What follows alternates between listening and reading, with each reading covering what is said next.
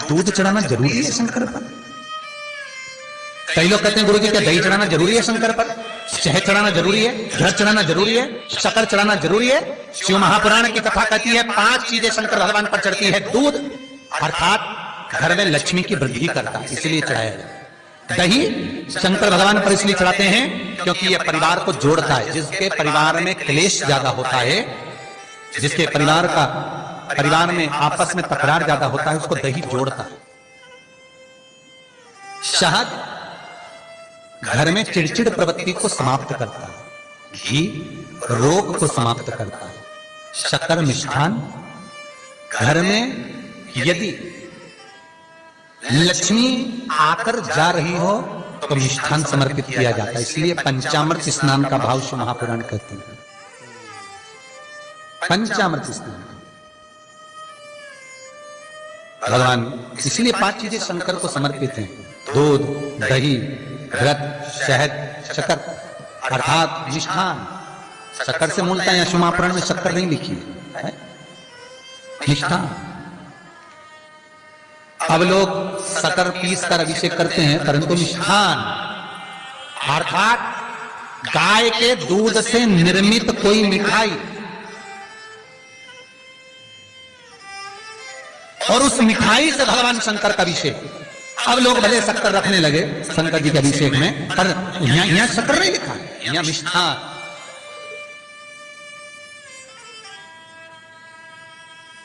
हमारे यहां साहित्य भाषा में कहते थे उसको खांड अर्थात मीठा।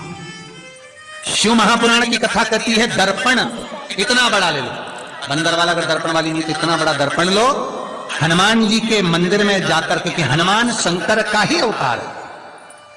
हनुमान जी के मंदिर में जाकर हनुमान जी के उल्टे पांव का थोड़ा सा सिंदूर, चरण का थोड़ा सा सिंदूर एक कागज में लेकर आ जाइए। और हनुमान जी के छोटे भाई, हनुमान जी 6 भाई हैं, उसमें गतिमान, हनुमान जी के छोटे भाई गतिमान का नाम लो और गतिमान का नाम लेकर उस दर्पण पर सिंदूर से त्रिशूल बना दो।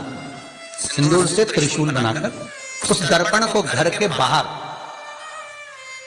दर्पण का मुख बाहर की ओर, ऐसे बाहर की ओर मुख कर दर्पण को घर के बाहर या दरवाजे पर, बिल्डिंग पर, ऊपर जाली में, फ्रंट में कहीं पर उसको लगा दीजिए। महाराज केवल शंकर का स्मरण कर गतिमान का नाम लेकर हनुमान के उल्टे पांव का सिंदूर का त्रिशूल बनाकर जो दर्पण को लगा देता है, आपको 1 महीने के अंदर अंतर मालूम पड़ जाएगा कि पिछले जो महीने निकले हैं उस महीने का अंदाजा लगाना कि घर में लोग कितने बीमार पड़ते थे और इस दर्पण को लगाने के बाद बीमारी कम हुई कि नहीं हो कम तो ठंडा कर देना, क्या जा रहा है, पर करके जरूर देखना। विश्वास रखकर करोगे, भगवान शिव का अनुमोदन कर भगवान शंकर पर विश्वास रखकर करोगे तो बीमारी घेर नहीं सकती। अकाल मृत्यु हो मरे जो काम करे चंडाल का, काल उसका क्या बिगाड़े जो भक्त हो महाकाल का। शंकर की आराधना करने वाला, शिव का स्मरण करने वाला, शिव को निवेदन करने वाला, शिव अर्चना में डूबने वाला, शिव का अनुमोदन करने वाला कभी दुखी नहीं हो सकता। तो शिव महापुराण की कथा कहती है शंकर को जितना जल प्रिय नहीं, शंकर को जितना बेल प्रिय नहीं, शंकर को जितना शमी प्रिय नहीं, शंकर को जितना दूध दही प्रिय नहीं, शंकर को अगर कुछ प्रिय है तो सत्य प्रिय है। सत्यम शिवम सुंदरम। इसीलिए हमारे यहां शास्त्र कहता है ब्रह्मा जी केथी के फूल को लेकर आए, उसने झूठ बोला। ब्रह्मा जी गाय को लेकर आए, शंकर भगवान के सम्मुख में झूठ बोला। ब्रह्मा स्वयं झूठ बोले तो सिर कटा। कर्मनाशा नदी प्रकट हुई। और शिव महापुराण की कथा कहती है शंकर को सत्य प्रिय है, अगर झूठ बोला है। इसीलिए शिव महापुराण का स्पष्टीकरण किया जाए, वर्णन किया जाए तो पहले के समय में अदालत नहीं होती थी, पहले के समय में पंचायत नहीं हो सकती थी, पहले के समय में कोई सभाएं नहीं होती थी, पहले के समय में कोई निर्णायक मंडल नहीं होता था, पहले के समय में केवल एक निर्णय होता था। गांव के लोग ले जाकर शंकर के मंदिर में खड़ा कर देते थे और कहते थे उठा गंगा जली, और कहते तुमने ऐसा नहीं किया। गंगा जली उठाकर कह दे कि तूने ऐसा नहीं करा। क्यों गंगा जली उड़वाते थे? क्योंकि लोगों ने शिव महापुराण सुन रखी थी। शिव महापुराण में श्री वेद व्यास जी वर्णन करते हैं कि शंकर के मंदिर में, शंकर के ओटले पर, शंकर के मंदिर के अंदर, शिव की चौखट पर, शंकर के अनुमोदन में, शिव महापुराण के अंतर्गत शंकर के अनुमोदन में, शिव मंदिर में, शिव चौखट पर अगर कोई भूल से भी झूठ बोल देता है तो उसकी जिंदगी नरक जैसी निकलती है महाराज। इसलिए कहते तो उठा गंगा जली और कह देते हैं ऐसा नहीं, हाँ बोल दे। आपके भी जीवन में अगर किसी को कष्ट है, फिर निवेदन करूंगा, मंदिर में अगरबत्ती भले मत लगाओ, मंदिर में दीप भले मत जलाओ, मंदिर में पेड़ा भले मत चढ़ाओ। अगर आपके मोहल्ले में, आपके पड़ोस में, आपके परिवार में, आपके नजदीक में अगर कोई दुखी है, कष्ट में है, उसको यदि प्रेम की वाणी भी बोल लिए, एक रोटी भी प्रेम की खिला दी, किसी के चेहरे पर इस्माइल ला दी, तो मंदिर में दिया जलाने के बराबर है। मंदिर में दीप जलाने के लिए बेलपत्र भगवान माता पार्वती के अश्रु से है, रुद्राक्ष भगवान शंकर के अश्रु से है, शमी पत्र उमा और महेश्वर भगवान शंकर के विग्रह के सुख से जो जल प्रकट हुआ, उस जल से शमी की उत्पत्ति है। दोनों के मिलन से, दोनों के मिलन से। जैसे एक मुखी से लेकर 14 मुखी तक रुद्राक्ष होते हैं, आपको पहले भी कथा में कहा, एक मुखी से लेकर 14 मुखी तक रुद्राक्ष होते हैं। सभी रुद्राक्ष का अपना अपना एक मंत्र होता है, अपनी अपनी एक साधना होती है जिसके अनुसार रुद्राक्ष काम करता है। एक मुखी रुद्राक्ष लक्ष्मी की वृद्धि के लिए होता है। कभी मौका मिले तो एक मुखी रुद्राक्ष का दर्शन करना।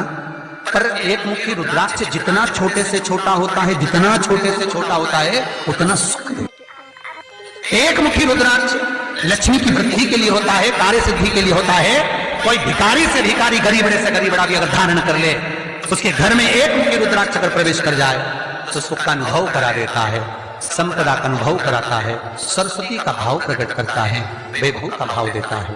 एक मुखी रुद्राक्ष का मंत्र है ओम ह्रीं नमः, ओम ह्रीं नमः। ये लक्ष्मी के लिए होता है। दो मुखी रुद्राक्ष बांधा को हरता है। कोई तकलीफ आ रही है, कोई प्रशासनिक कार्य है, कोई काम नहीं हो रहा, फाइल आगे नहीं बढ़ रही, बहुत तकलीफ आ रही है, तो दो मुखी रुद्राक्ष जो व्यक्ति धारण करता है उसका कार्य सफल होता है। दो मुखी रुद्राक्ष का मंत्र है ओम नमः। दो मुखी रुद्राक्ष का शिव महापुराण में जो मंत्र दिया है ओम नमः।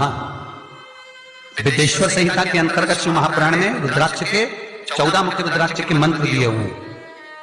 आप शिव महापुराण नहीं पढ़ सकते तो मंत्र लिख लें। दो मुखी रुद्राक्ष का मंत्र है ओम नमः। तीन मुखी रुद्राक्ष विद्या प्राप्ति के लिए होता है। कैसा भी अनपढ़ से अनपढ़ व्यक्ति हो, जिसको विद्या में रुचि ना हो, पढ़ ही नहीं पा रहा हो, चित्त वृत्ति ही ना लग रही हो, मन ही ना लग रहा हो, परसेंट कम से कम होते जा रहे हो, तीन मुखी रुद्राक्ष उस बच्चे के गले में लाल धागे में डाल दीजिए। नहीं डाल सकते तो बच्चे के कमरे में जहां वो पढ़ता है, विद्याध्ययन करता है, उसके कमरे में लगा दीजिए। तीन मुखी रुद्राक्ष का मंत्र है ओम शिवाय नमस्तुभ्यं, श्री शिवाय नमस्तुभ्यं, श्री शिवाय नमस्तुभ्यं।